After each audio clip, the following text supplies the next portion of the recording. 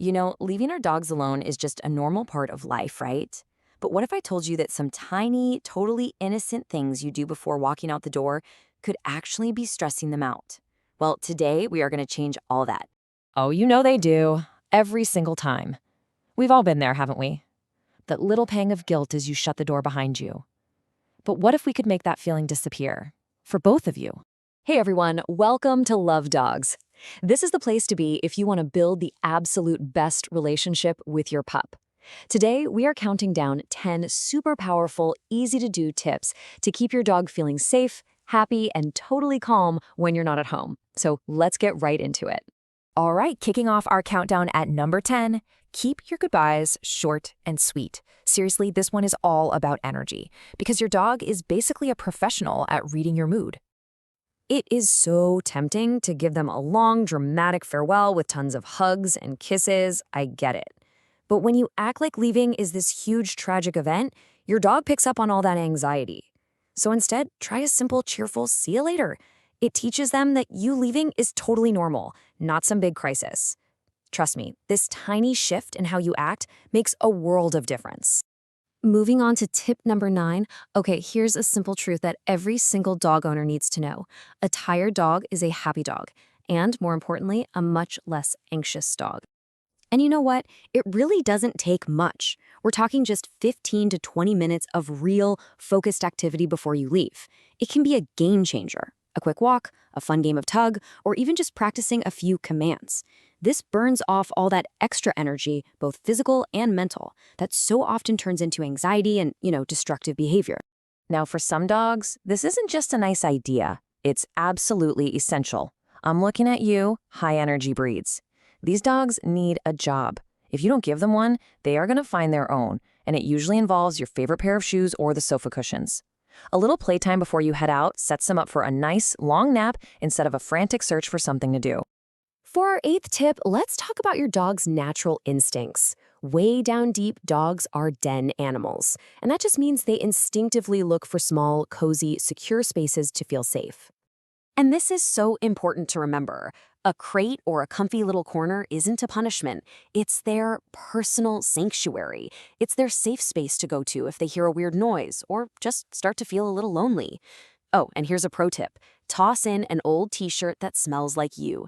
Your scent is incredibly comforting and can seriously lower their stress levels. Coming in at number 7 is something we can all relate to. Being bored is the worst. I mean, imagine being stuck in an empty room for hours with nothing to do. That's exactly how a dog feels without any stimulation. And honestly, it's a direct path to anxiety. And the good news is, this is so easy to fix. A busy mind is a happy mind, right? Things like puzzle feeders, a frozen Kong toy stuffed with peanut butter, or even just rotating their toys so they feel new again are all fantastic. I personally love the idea of a treat treasure hunt. Just hiding a few pieces of kibble around the room gets them using their nose and turns alone time into a super fun game. All right, we've hit tip number 6. Now, you're going to want to listen closely to this one because this is probably the single most common mistake that wonderful, well-meaning dog owners make, and they don't even realize it could be causing problems.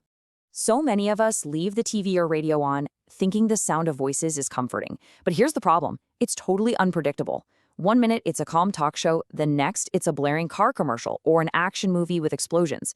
For a dog, that's really startling. The solution? A controlled soundscape. Think about those dog calming playlists with soft music or nature sounds. It gives them that soothing background noise without the risk of any sudden scary sounds. Okay, on to number 5. This one is so simple, and it's basically like turning on your dog's very own personal television channel. Yep, just open the curtains.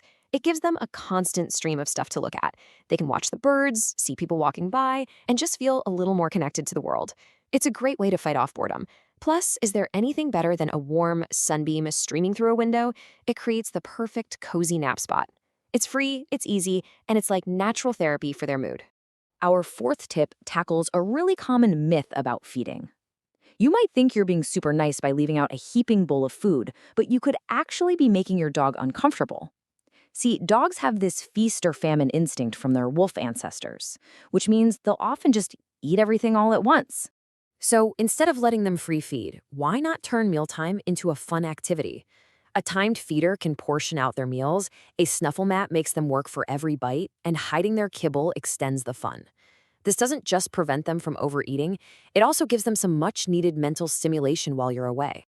And now for our top 3. Coming in at number 3 is a basic training rule. Practice makes perfect. You really can't expect your dog to be cool alone for 8 hours if they've never even been alone for 8 minutes without panicking.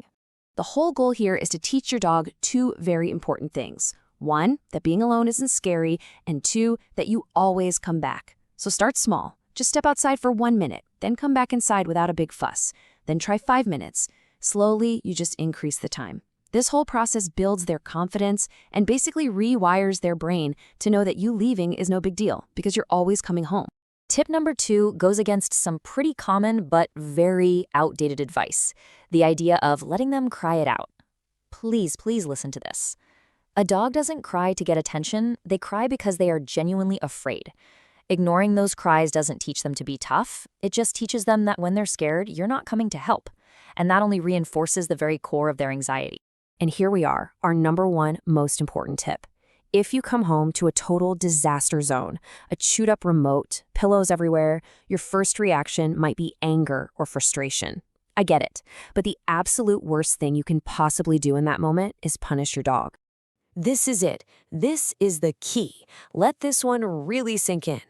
That destruction, it wasn't an act of revenge because you left. It was the physical result of a full-blown panic attack. Punishing a dog for being terrified only adds another layer of fear, making them anxious about you coming home. It shatters their trust and makes the whole problem so much worse.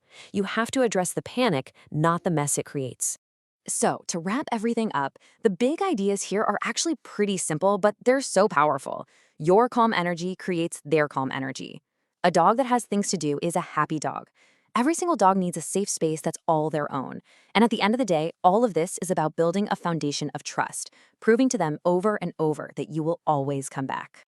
We would love to hear from you. What's that one little thing your dog always does when they see you grabbing your keys? Do they follow you to the door? Maybe grab their favorite toy? Or do they just give you those heart-melting puppy dog eyes? Let us know down in the comments. If this helped you understand your best friend just a little bit better, go give them a pat from us, hit that like button, and definitely subscribe to Love Dogs for more real smart advice. Thanks for watching, and we'll see you in the next one.